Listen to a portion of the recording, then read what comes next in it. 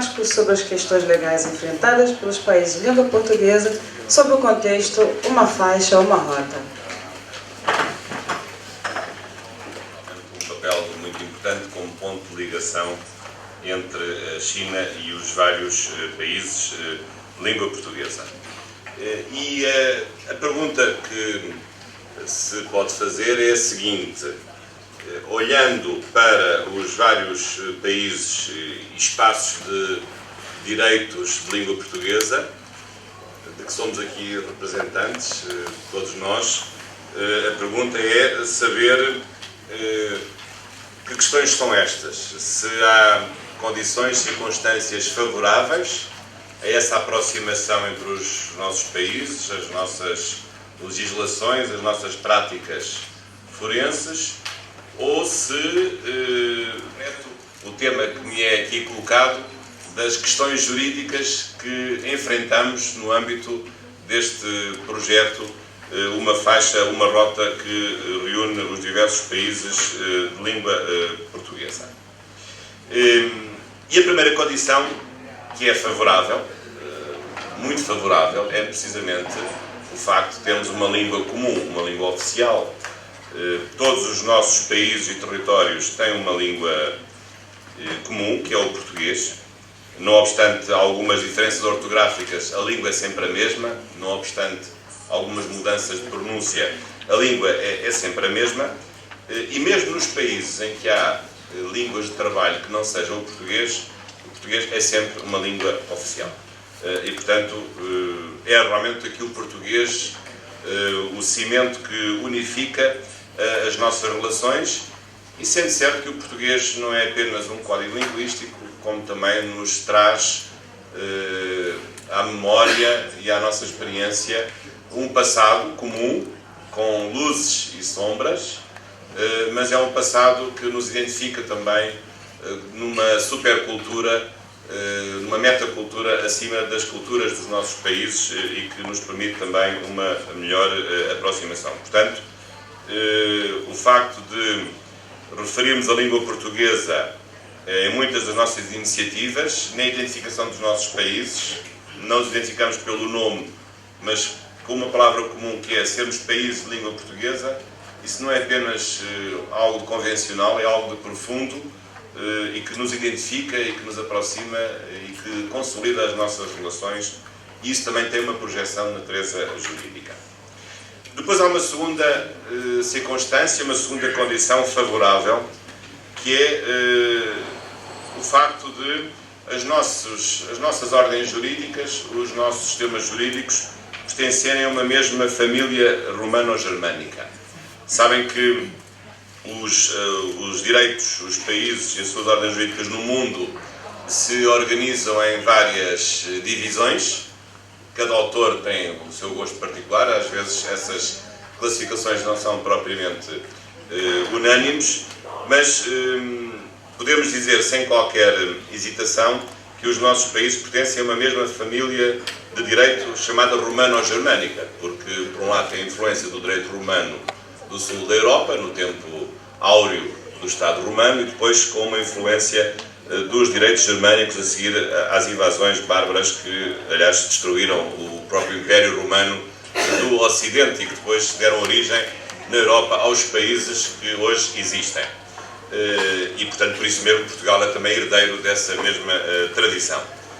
E estes vários países de língua portuguesa identificam-se muito bem, enquadram-se muito bem neste sistema romano-germânico, que, sobretudo na Europa, se contrapõe a um outro sistema que foi criado por outras circunstâncias, que é o sistema anglo-saxónico, que predomina no Reino Unido, também um pouco, embora em menor intensidade, noutros países anglófonos, a começar pelos Estados Unidos da América. Claro que eu gostaria de poder falar muito tempo sobre as várias famílias dos direitos que existem em direito comparado. Também podemos considerar que há um direito chinês, ou hoje aquilo que resta de um direito soviético talvez já não seja tão apropriado, ou depois, indo mais longe, os direitos africanos, os direitos muçulmanos e outros direitos mais específicos. Não iria tão longe, mas apenas frisar que A condição favorável que nos reúne é o facto de pertencermos a uma mesma família de um sistema jurídico romano ou germânico, em que se salientam dois aspectos muito importantes.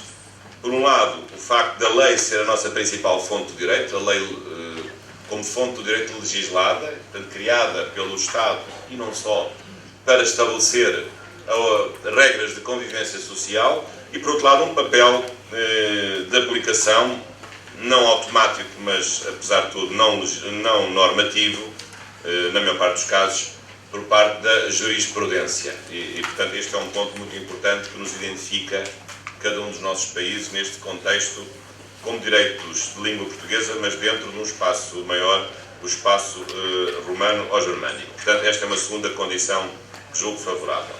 A terceira condição é, não propriamente das leis em si, mas do ambiente em que as leis são produzidas e o ambiente em que as leis são aplicadas. E estou a referir-me a um ambiente geral de Estado de Direito, a um ambiente geral de respeito pelas leis, de estabilidade, de legalidade.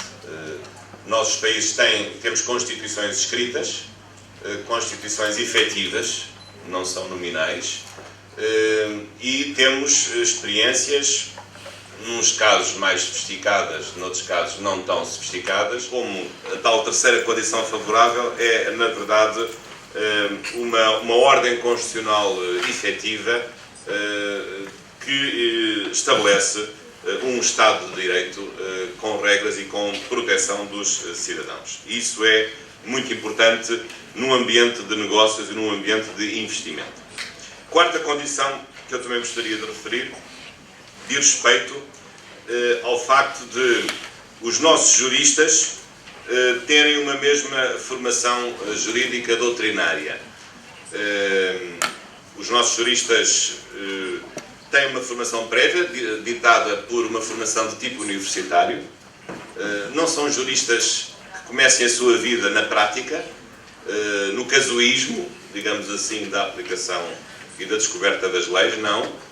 A nossa formação jurídica é uma formação sistemática, com base num raciocínio, num pensamento dogmático, tipicamente do sistema romano-germânico, não elaborado através do casuísmo anglo-saxónico, e depois também isso significa que nas profissões jurídicas temos em comum uma especial preparação para desenvolver essas mesmas profissões jurídicas, porque quer os advogados, quer os juízes, quer os procuradores, quando ingressam nas respectivas profissões, devem frequentar cursos preparados pelas escolas ou pelas entidades que tutelam o acesso e o exercício dessas várias profissões. E, portanto, eu diria que há aqui uma dupla exigência que permite que os juristas de língua portuguesa possam ser bons juristas, eu diria até acima da média, comparando com juristas de outros espaços de influência do mundo, porque não só são portadores de uma formação superior, como também essa formação depois fica consolidada numa dimensão mais prática por uma habilitação que é conferida pelas entidades que regulam o acesso às que normalmente é esmagador. Os advogados lusófonos são 1/3 dos advogados do mundo na sua globalidade. E, portanto, isto mostra a força das profissões jurídicas lusófonas e, em particular, da profissão jurídica de advogado.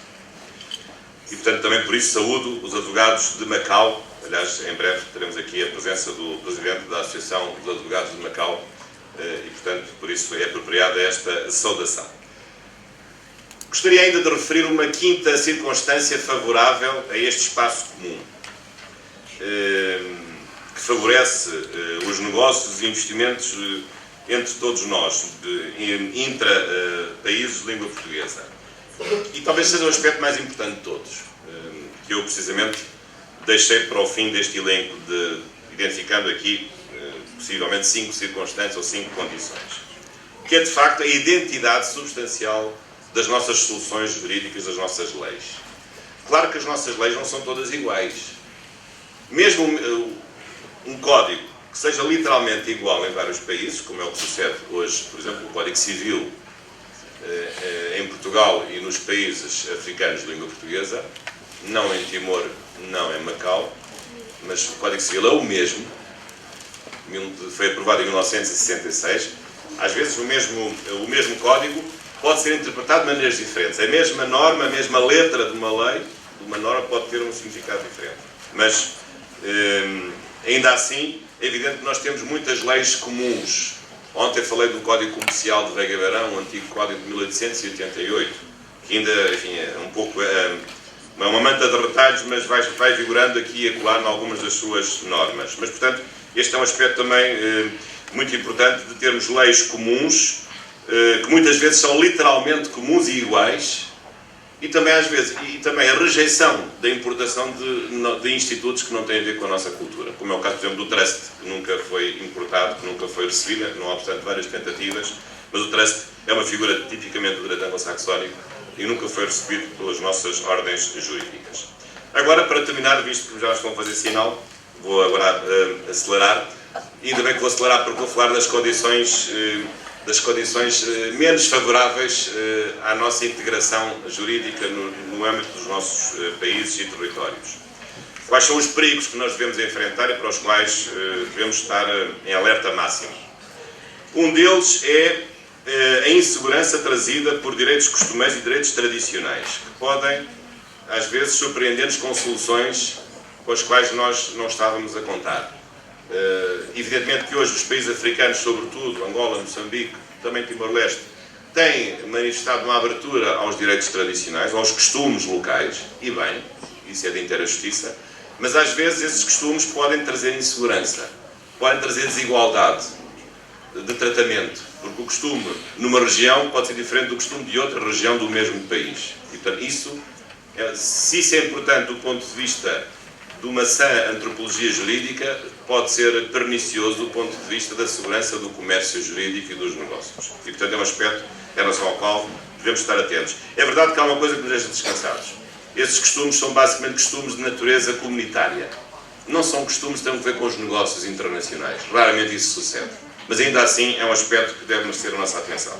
Por outro lado, em certos países, o que está na lei não é aquilo que está na prática. Há uma diferença entre law in books e a law in action. E isso muitas vezes pode criar uma distância entre aquilo que nós acreditamos que vai ser aplicado e aquilo que depois é efetivamente aplicado. Ou ainda, uma questão grave, importante, é a questão do acesso à justiça. Já foi falado aqui pelo o colega que me antecedeu, também felicito devidamente pela sua excelente intervenção, e esse é um ponto muito importante, é o problema do acesso à justiça, a lentidão da justiça, às vezes a dificuldade que os juízes têm, na culpa não é deles, são um pouco número. O direito hoje é uma realidade complexa, cada vez há mais ramos do direito, os direitos cada vez são mais sofisticados, com conceitos cada vez mais extrajurídicos, conceitos tecnológicos até, conceitos que um jurista dificilmente domina, o direito do urbanismo, o direito do ambiente, o direito da internet, com conceitos que nós não sabemos o que significam e qual o seu significado, e portanto temos, nós juristas, também aí de assumir uma posição de humildade e de pedir a ajuda de outras ciências para que nos possam ajudar a interpretar melhor as leis que vamos fazendo. E muitas vezes as leis vêm muito atrás da realidade económica, também é outra característica que nos acompanha. Portanto, eu diria que as condições menos favoráveis ou os perigos é precisamente as situações que podem gerar insegurança, incerteza, instabilidade ou ausência de previsibilidade das leis que se podem aplicar aos diferentes comportamentos e às diferentes atividades económicas. A terminar, porque é que Macau, e não é só por estarmos aqui em Macau, porque é que Macau tem esta importância, pode ter aqui um papel de chave, um papel decisivo, por várias razões. Primeiro porque, em relação à China, evidentemente agora colocando da perspectiva do interesse legítimo e justo de a China poder abrir a sua intervenção e aprofundar a sua intervenção nos países de língua portuguesa, como já tem vindo a acontecer em várias direções. Mas Macau tem aqui uma posição privilegiada. Em primeiro lugar, é um território, é uma região administrativa especial que tem duas línguas oficiais. Tem o português e tem o próprio chinês. Eu não sei chinês, nunca aprendi, talvez venha um dia a aprender, mas, de facto, os juristas chineses em Macau podem ter um contacto direto com os conceitos jurídicos que em português são comuns a todos os outros países de língua portuguesa. Isso é uma porta aberta da maior importância para poderem compreender os conceitos jurídicos dos vários ramos do direito. E de facto, assim, essa porta está sempre aberta da passagem da China e do chinês jurídico também para o português e para o português jurídico. Por outro lado, também, Macau é o exemplo vivo da maior identidade que se pode ter do ponto de vista da legislação lusófona. Já vos referi que o Código Civil é o mesmo em Portugal e nos países africanos de língua portuguesa. Mas Macau tem uma circunstância ainda mais interessante, é que, por força da cessação da presença da administração portuguesa, que cessou em 19 de dezembro de 1999, Portugal aprovou vários códigos que estão ainda em vigor em Macau e que por aqui devem manter-se, pelo menos durante 50 anos, de acordo com o princípio da continuidade da ordem jurídica. Ora, o que é que isso significa? Significa que quem conhecer o direito de Macau, através também do chinês, porque o chinês é a língua oficial e esses códigos foram publicados em chinês em Macau, fica a conhecer exatamente todos os outros códigos que existem nos países de língua portuguesa. Porque Portugal, ao ter aprovado códigos aqui, o civil, o processo civil, o que é que fez? Na prática, copiou os códigos que já tinha, ou até fez melhor do que isso. Reproduziu os códigos que já tinha, mas melhorados e aperfeiçoados e corrigidos de soluções que nas últimas décadas foram sendo assinaladas como menos boas e, portanto, foram melhoradas. E, portanto, temos aqui em Macau um Código Civil que não é o de 66, que é o que vigora em Portugal nos países africanos, mas é melhor ainda que o Código Civil de 66, porque é um Código Civil de 66 revisto e atualizado em 1999. Portanto, julgo que essa é a melhor solução possível. Ter, no fundo, na Universidade do Estado de Macau, também tem a sua Faculdade de Direito. Há outra faculdade, cujo diretor já esteve aqui há pouco, a Faculdade de Direito da Universidade de Macau, também uma muito prestigiada escola, e outras faculdades que têm vindo a impor-se e a implantar-se. E, portanto, também Macau vai formando os seus juristas dentro dos quadros rigorosos e apropriados do pensamento jurídico sistemático, que é aquilo que caracteriza precisamente o pensamento jurídico dos nossos países e do nosso sistema romano-germânico, do qual os sistemas constitucional, administrativo, civil ou comercial de língua portuguesa podem fazer parte. E, portanto, é com satisfação que vejo que há fatores que nos devem deixar animados, mas também devemos estar atentos para minorar os elementos que podem dificultar essa mesma aproximação, acreditando que realmente Portugal é essa porta de entrada. Sabem que Luís de Camões passou por aqui. Aliás, há até um lugar que simboliza a presença. Já estou a ver o Dr. Jorge Neto Valente, que saúde. Camões passou por aqui, tem ali uma estátua num jardim da cidade de Macau. Muitas vezes falamos no nome de Fernando Pessoa, a célebre frase de Fernando Pessoa no livro do Desassossego, a minha pátria é a língua portuguesa, mas de facto, como estamos aqui em Macau, julgo que é importante e é justo recordar Camões, que realmente escreveu como ninguém a épica em língua portuguesa e portanto é com muita satisfação que aqui em Macau, recordando que Camões também passou por aqui, que Macau pode ser realmente essa porta, esse portal para o futuro e para o aprofundamento do direito de língua portuguesa. Muito obrigado pela vossa atenção e até breve. Obrigado. Professor Dr. Jorge Bacelar Gouveia.